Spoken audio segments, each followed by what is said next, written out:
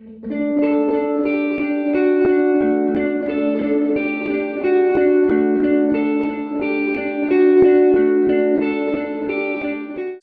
today you are going to be spending the next little while in the company of the great Andy Goldring, who I have known for a very long time, and who is the chief exec of the Permaculture Association.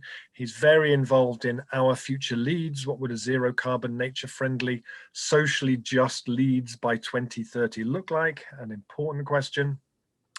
And for me, I always feel like Andy is one of the great sources of kind of energy in my life. And anytime my energy levels dip or my sense of hopelessness might start to hour with Andy, whether it's in a pub somewhere or sitting on a train station somewhere, fills me up with new ideas and fresh ways of looking at things and new possibilities that then sustain me for a very, very long time. So comradeship and friendship is something that I've really over the years, and he is to spend the next little while with you talking about systems and frameworks and permaculture. And the only little housekeeping things I have to say is that hopefully you are using the Losing Control nudge platform. There is a group, there is a link that will go in here if you want to discuss any of the ideas raised here further after this session. Do have a look at the program of other things that are going to the day today. There's a really full program today, and then this evening between 7 and 9 we have a fantastic event about the food system with Professor Tim Lang, Julie Brown, Dee Woods, and Pam Warhurst, which is going to be just such fun, and it all carries on from there in all kinds of different directions. So anyway, I'm going to stop speaking now because Andy is the person you've all come here to hear. And just to say, Andy, you are so welcome to the What Next Summit. We're ever so grateful. And once again, I look forward to an energizing while in your brilliant company. Thank you. Okay, thanks, Rob. That's very kind. Yes, and absolutely, comradeship is friendship and relationships so important to make all this work happen. And it's lovely to see everyone here today. Thank you all for coming to this session. So words are changing. Ideas are moving forward at an ever greater pace. For example, whilst we still do talk about organizations, we're now also talking about ecosystems and platforms and constellations. But the way we talk about the world is changing. And the world needs new ideas and practices. Climate change, biodiversity crisis, social injustice and inequality are all symptoms in many ways of a failure in our collective thinking, in the ideas that we're using, in the frameworks and models that society overall is choosing to use. And whilst corporations and governments have huge budgets and balances, civil society is often challenged and constrained by a lack of financial resources, which makes it hard for us to feel like we can make a difference. But we make up for it in intellectual capital. We don't change the world by throwing money at it. We change it with our intelligence and with our imagination. I think we need to out-organize the current broken system and fast. And I know so many other people do as well. So this session is about asking the question, what is our local to global emergency toolkit? What are the ideas, systems, models, and tools that we are using to make change? And by the way, it did say on the kind of the blurb that there was a special guest at this session. And I just wanted to let you all know that each of you is the special guest. Basically, it's great to see so many sort of skilled people here, people I know that have come with such a lot of experience and have taken forward so many projects. And wherever you're coming from, I really want to get your input as well. So some of this session will be very participatory. So first of all, I'm going to give a bit of a whistle-stop tour of a few of the tools that I've spotted and use. And I've tried to mostly focus on tools which are also a bit of sort of paradigm shifters, ones that change the goal, create new stories and possibilities. Not all of them, but give a flavor. And then I want to show how these are grounded in a real project. You know, the idea of intellectual capital might seem a bit sort of abstract, but actually I want to show how that really plays itself out in a real place. Then we're going to get into breakout groups to share the tools, systems, models and frameworks that you're using, looking at what's exciting, what has the greatest potential, and also one of our sort of trusty tools that we're using already and have used for a while. Then we're going to come back together, some modest sharing, and end with some resources and recommendations. So yeah, there'll be a chance for you to share your links and events and resources as well. Okay, so what I need to do now is share my screen. So let me do that. So I share that and click on present. Is that coming up okay for you? Great, I can see some nods. Okay, so first of all, I wanted to just say a little bit about, I mentioned intellectual capital, and this is quite a useful framework as our first framework to look at. For the last few hundred years, certainly the Western world has massively prioritized financial capital. It's all about money. We're a very profit and money orientated society. Our economic system really sees nothing else. So we have a crazy situation where it makes more financial sense to clear cut a standing forest and turn that into timber for the market. That's worth more than valuing it as a standing forest. And that's because we have we're limiting the way we think about wealth. So the 8 forms of capital are a way of really showing that actually very many different sorts of wealth, and all of them are important. So living capital, cultural, experiential, intellectual, spiritual, and so on. So in this session, I'm looking more at the intellectual capital, and this is like our know-how. Intellectual capital is the ideas, the knowledge that we have in our organizations, in our networks. And intellectual capital, it has most value once it's codified into a toolkit or a canvas or you know, a book or a process or a checklist, and that enables it to spread. So, you know, Rob, when you moved to Totnes, set up your transition network, transition town experiment, when you published those, is it the 12 ingredients that came first? Now, when you and Ben put those 12 ingredients out, and then the transition handbook was published, that turned your know-how into intellectual capital. And I think in less than 2 years, there were 400 initiatives all around the world. It was that ability to spread the ideas which made the difference. And so intellectual capital is really powerful because it can move fast, and it's especially now. So looking at our intellectual capital, I thought I'd use another framework. I'm sure you're familiar with it. It's PESTLE, so political, economic, social, technological, legal, environmental. You could add others. Cultural is one that isn't maybe in here, or media, but you know, just in the 15 minutes to talk, this is enough. So I'm going to give a little bit of a whiz through some of these frameworks that I've just noticed, and that I'm not saying this is a definitive list by any means. It's just to get us started.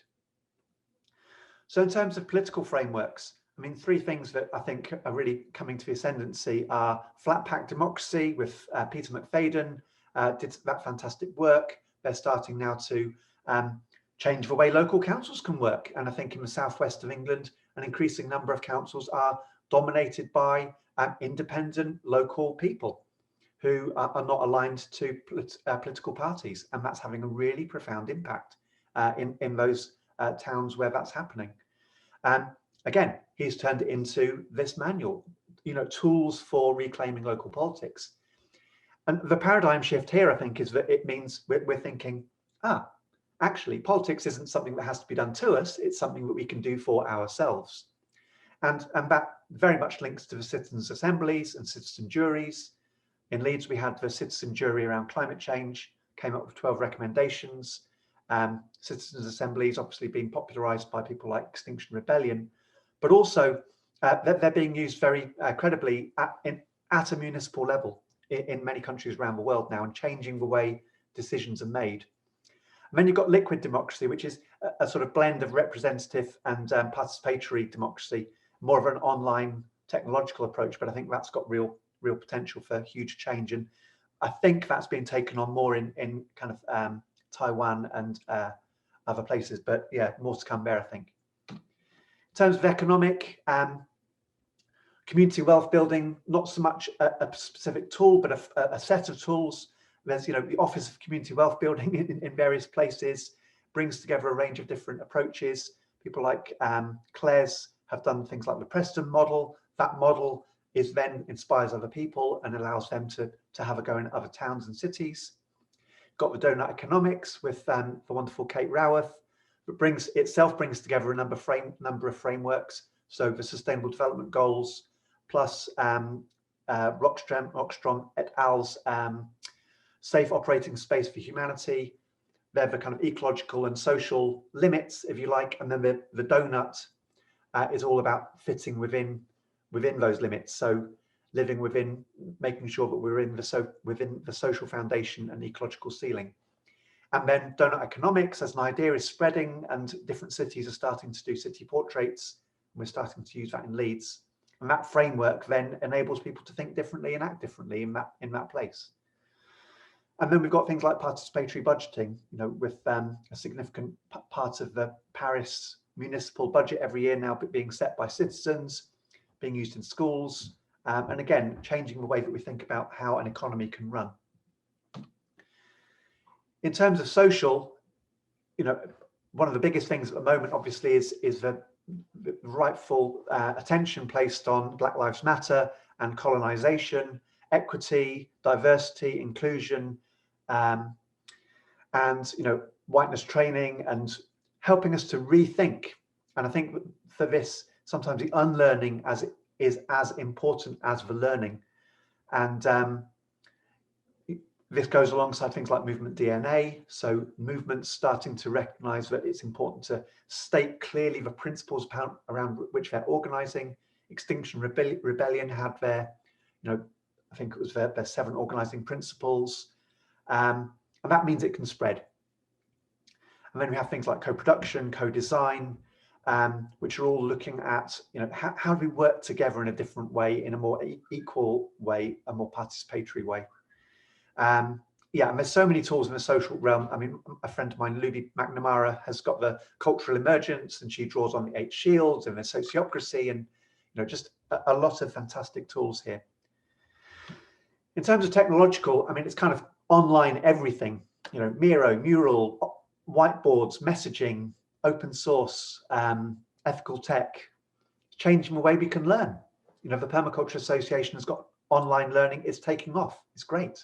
People for whom our work was inaccessible, it's now accessible. People that couldn't attend conferences can now attend conferences. People that weren't involved previously are. It has different access problems, but on the whole, if we use this wisely, we can start to organize in ways which were unheard of even 2 or 3 years ago. I'm now regularly having organizing meetings with people around the world using visual tools in real time, and we're able to achieve things that we couldn't do before. So these technological changes are really helping us to amplify our work. And things like the Open Food Network, I've got a lot of time for that, because it's a way of bringing technology to bear to a really practical issue about how we feed ourselves, linking farmers and consumers, but using a technological platform. So yeah, huge scope and danger in technology, but lots of change there. Then in terms of legal and organisational, I sort of struggled a little bit here, but the 2 I wanted to include were, one was the multi-stakeholder cooperatives model, which I really like. I think it's got huge scope. It inspired me to reimagine what a water company could look like in West Yorkshire. And, that was being well received, and it's not happened yet, but it gives you a different way to think about how you could organise really key sectors of society. So I think there's not that many multi-stakeholder cooperatives in the UK yet, but I think that, again, is something to watch. And then community supported agriculture. It's an organizational form which means that consumers and producers can work with each other, in ways that aren't possible in normal farming systems. So again, that changes the paradigm and the way we think about our food system. And then in terms of environmental, obviously I want to talk about permaculture design. It's a framework, it's got ethics, it's got principles. It helps you think about how to tackle many different challenges. Nature as model is central to that. So I think increasingly the world is starting to think about, or people in the world are starting to think that how we think about the world around us needs to be more like an ecosystem. We are part of nature, and we need to learn how to be in nature and with nature. So learning how nature works is really key to that. And then there are so many exciting new environmental kind of frameworks and models, like Miyawaki forests and regen ag and green infrastructure. There's so many things to draw on there. So how does this then play out in the real world, which is, I guess, the kind of important thing? We've got all these systems, frameworks, tools, design approaches, ways of thinking about the world, but how does it play out? So I thought I'd just briefly bring an example. One of my favorites in Leeds is called Lilac, and this is just up the road from where I work. Some of my colleagues live here, and yeah, so it's a really beautiful, very accomplished project, which has now become a kind of model for it in itself, a model for other places. And how did this come about? Well, it came about from people passionate about wanting to create a better housing for themselves, but it was also about people that had access to new ways of thinking, new models, new approaches.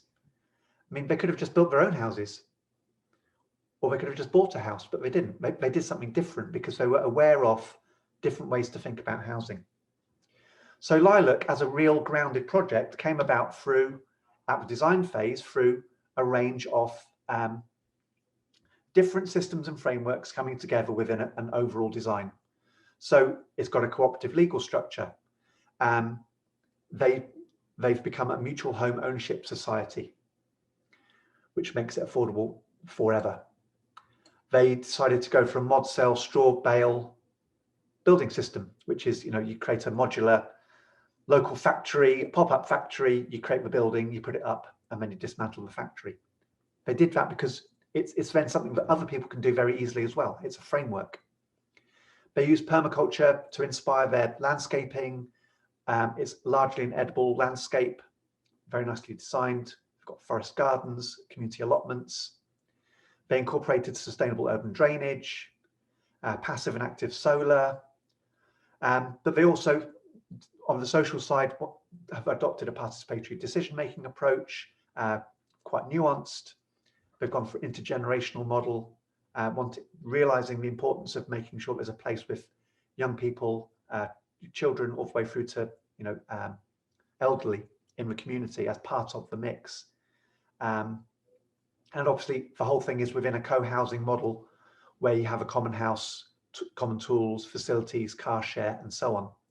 So the reason Lilac was able to be so effective was because they were able to draw on this intellectual capital, these case studies and models from around the UK and from other parts of the world, and to draw them in to through a design process into creating this real place. So for me, that's the value of these models and tools, is that they help us to do real things, make real change in the world.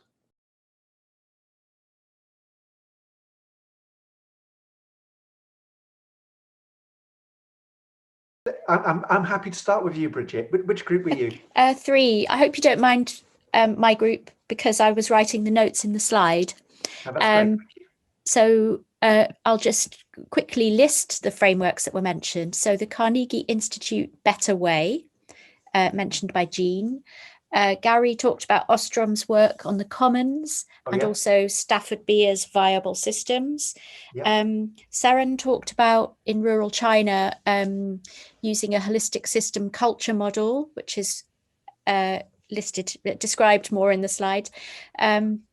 I didn't talk about it, but I mentioned in the slide my flow 3 lenses model and also an echo capacities framework. And Ella came along and talked about biomimicry models and the question of how to make cities circular. So we covered a huge amount really in introducing ourselves. So thank you. Oh, that's great, Bridget. Thank you. And I'm really delighted. There's at least 2 or 3 things I haven't heard of before, so I'll really want to follow them up. Thank you. So would someone like to come in from group 1? That in Transition Town Brixton, we had a meeting about a week ago that I attended, amazingly, and we called it the Imaginarium, and it was where everybody could, because we spoke about Island to Utopia is what Sarah mentioned that they're doing on the Isle of Man, and we did that same sort of thing, and it was an amazing afternoon. The inspiration that was there, it was just an hour meeting, but you could have carried on for longer because the ideas and therefore next steps of how to do them, but we called it the Imaginarium, and it was really like, that might be helpful. Great. So that's not a whole view of everything that was spoken. Oh, actually, the guy, the guy from Spain, Mick, is it? He, seeing as I'm speaking, he actually said that what they're doing, they've got a tool that they use, a really useful tool called something here, Scrum, that is actually an advanced version of Trello, an advanced version of Trello, and therefore is really, very useful. And you can test things out with it and different ways of working. I'm going to stop. Oh, that's great.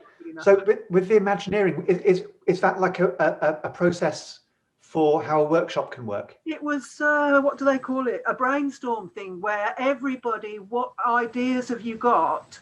If you did manage to make progress and had, say, the pandemic happened or something happened that you wanted to move forward, what would be your dream? How would you like it to be in 2030, say? What could you aim at? So that was why it was an Imaginarium. And it was different schools and different, obviously, growing and stuff like that, but different ways of managing the money, blah, blah. Different ways of actually welcoming elders as an actual thing. Great. Yeah. Thanks, Diane. That's fantastic. So I don't know which group you were from. 4. 4. Okay, so now we're on one or 2. I won't list all the things because we rattled through a lot of different models. I think what was interesting was that some of the models were quite deep and some were quite simple, so that there was things like time machine and visioning and imagination. That idea of that as a kind of concept came out in a number of the models. There was something around, we were talking about consensual decision making, which again can be quite a complex model to start working with, but the very simple thought at the core of it is good enough for now and safe enough to try, and that's a really good hook for any decision making process, even if you haven't got the whole detailed consensual decision making process behind it. And we also, right at the very end, I think it was Joy talked about counsel, a process of counsel, which is about listening. And so it felt to me like listening to all of those different ideas, there was some kind of principles around there, around creativity and imagination and listening, which threaded through quite a lot of them. And that's just very different from how we normally do things, normally, whatever normally is. And some of those principles run through lots of different models, but it's the way we do them differently that makes the difference. That's my summation, which is probably not what we talked about, but that's what I was listening to. And I'm just going to pitch in. I'm so struggling with my council, who when I asked about their community consultation, which is so top down, she said, "Oh well, can you send me a link of what you mean?" You know, this whole session times about 100, and she wants me to send it to her in a link. Anyway, I'll stop there.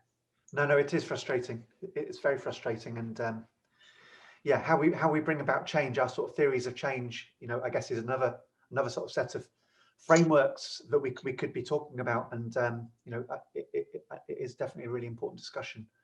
Thank you, Hilary. So sorry, which group were you to? Yes. Yeah. So group number 1, come in. Group number 1. Anybody feel motivated to come in for group number 1? Hi there. I'm not sure which group I was part of, so I'll just go for my group if my group is okay with that. So it was a small group with someone living in a community, someone doing permaculture, and someone working for a social enterprise. So that's the context. And we talked about a lot of different things, but things that came up were sociocracy. We talked about theory U, that was not mentioned, but that is quite a good one to think about things. Dragon dreaming, that I didn't know. Yeah. Community wealth building, that like nobody had really experienced, but like was interesting in relation to like the economy, and like coming from a social enterprise, it's something that I had a look at like several times, and I'm following up. And yeah, that's it. I don't know if anybody wants to step in and add anything from my group. Well, that's great. Thank you, Elsa. So, I mean, I think the question I've got now is a bit like, I mean, this is probably an inappropriate phrase nowadays. You know, I went to the Scouts. I was a member of the Cubs and the Scouts for a little while. And, you know, when you've got all your kit, the kit is organised by the quartermaster. You know, the quartermaster makes sure that the tents are all in the right place and all the equipment is stored and people know where everything is and it's accessible. So there's that kind of analysis, or a metaphor maybe. And then if we were talking about financial capital, then, you know, people often have kind of financial advisors, and they'd say, oh, well, if you've got lots of money, this is where you can go and how you can use it. But what's the equivalent for it with our intellectual capital? How do we bring it together? Who would be our intellectual capital advisors that could help us to, you know, identify the right tools and frameworks that might be useful for our projects? How do we kind of make our information accessible and bring it together in a way which means that we can make better use of it? Does anybody have any ideas or thoughts about how we kind of curate all these fantastic tools into a more coherent kind of set of information? Has anybody come across anything useful? I haven't got anything useful to add in terms of bringing them together, but we did have a discussion about there are so many interesting tools, and I've certainly I listed, I don't know, half a dozen or so that I've tried to use with my team, and the trouble is it's really difficult. It takes a long time just to understand one tool really well and then be able to use it and explain it and embed it in a team. So I think the idea of us trying somehow to navigate all the wonderful tools and perhaps in a flowchart of how you might use them. So we started off by using, as I said in the group, you know, Rob's kind of what if type of could Wolverhampton look like in 10 years? I can't do it as well as Rob, but you know, those kind of things. And we've tried the imagination sundial, and you know, we've done all sorts and lots of other things I won't list, but it's kind of, there are so many that it's navigating and knowing at which point to use what. I think that would be really helpful. So when to use which tool, and then when you come across the tool, who's already skilled in using that and could help you to make use of it. So then I guess you're into trainers and mentors and people that can share. I can see Roxy Piper on the call.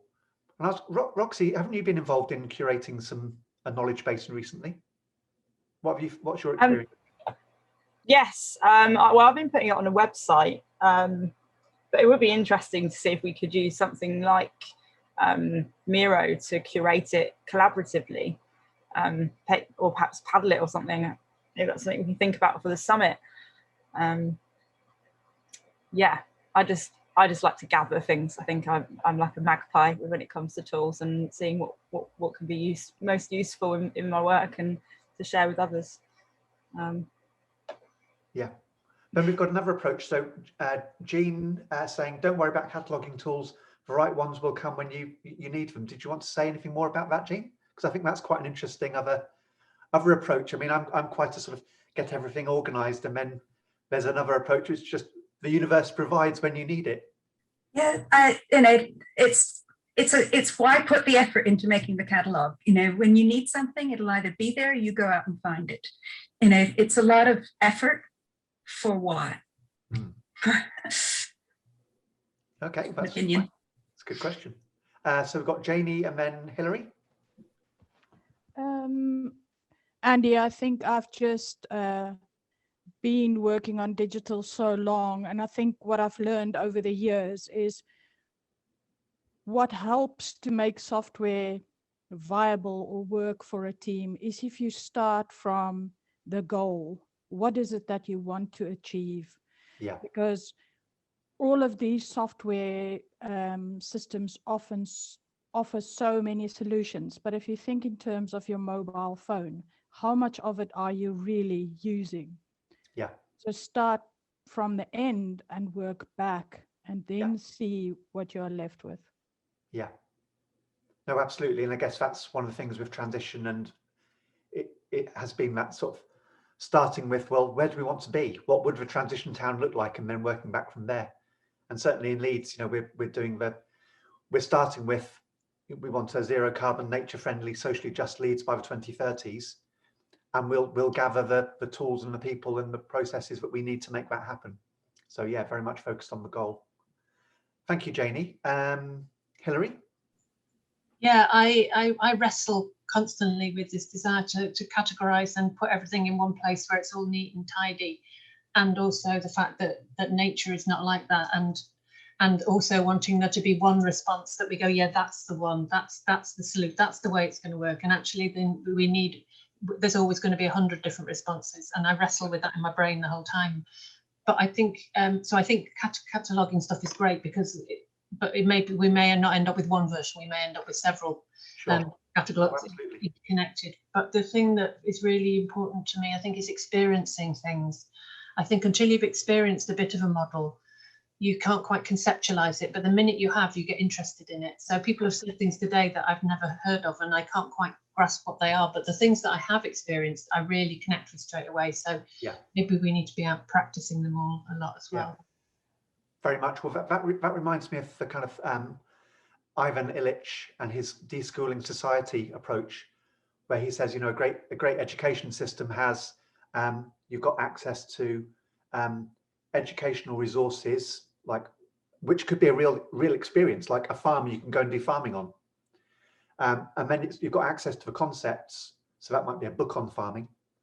Then you've got peer groups, so other people to learn with, and then you've got the sort of the elders, the guides, and the teachers, and all four of those create a really good learning framework. So I guess in a sense we've been talking about the intellectual capital. We've been talking about the kind of that second phase of the ideas themselves, but they only really come alive when they're part of that more living system. So that then tends towards why it's so important to kind of build our networks and share our experiences and do real work together. So does anybody else want to come in? We're going to wrap up in the next sort of 4 or 5 minutes. We've got to close by 10:55, unfortunately. So does anybody else want to come in? Final comment before we look at any final resources? Yeah, just want to say that I think the peer groups is really, really essential. That so not just to experience the thing yourselves, but actually to be able to share the model with other people so they too have the experience. Because I find so often I've kind of gathered so many different tools myself, but if you're left as the person that's the repository of the different tools, that's not helpful. So I think that peer group's really essential. So thanks for raising that. Oh no, thank you, Joy. That's great. And you know, one of the things that I've been working on recently is the whole idea of the communities of practice, which has its own, you know, frameworks and processes, and you don't have to follow them exactly, but they're really helpful. You know, who needs to be in the community of practice? What is the shared domain? You know, but those kinds of questions just help you to get it, construct it well at the beginning. So yeah, I very much agree that peer groups are really important. Yeah. So as a wrap up, I mean, you've all got access to those slides now, and if there's anything that's been useful here that you want to add on to these slides, please do. I'm going to sort of scrape the chat and put it all on these slides, and then make this available in Nudge. At the end, you know, I had a couple of things just quickly. So there's the open space on the 17th, 18th of March. So if there's anything that's come from this that you want to take forward on the open space. There's 2 days later in March to do that. In Nudge, part of building that community could be to share maybe some of the things that are really working for you, and especially any opportunities to do that with other people, share projects. Permaculture Association has a great knowledge base with about 150 different areas and solutions. The Transition Network has a section called Do Transition, which has got some really great resources on it. I know Roxy's been working on this New Prosperity Devon Knowledge Hub, and I found that really good. And then if you're interested in the Lilac co-housing project, check out lilac.coop. It's a really inspiring project. So if anyone that is ever doing housing, I really recommend you have a look at that. And yeah, I feel like it's been a really rich conversation. If you want any of those links, they're on the end of those slides. Thank you so much for coming. I feel like I've gained a lot from it, and yeah, I really appreciate it. So thank you.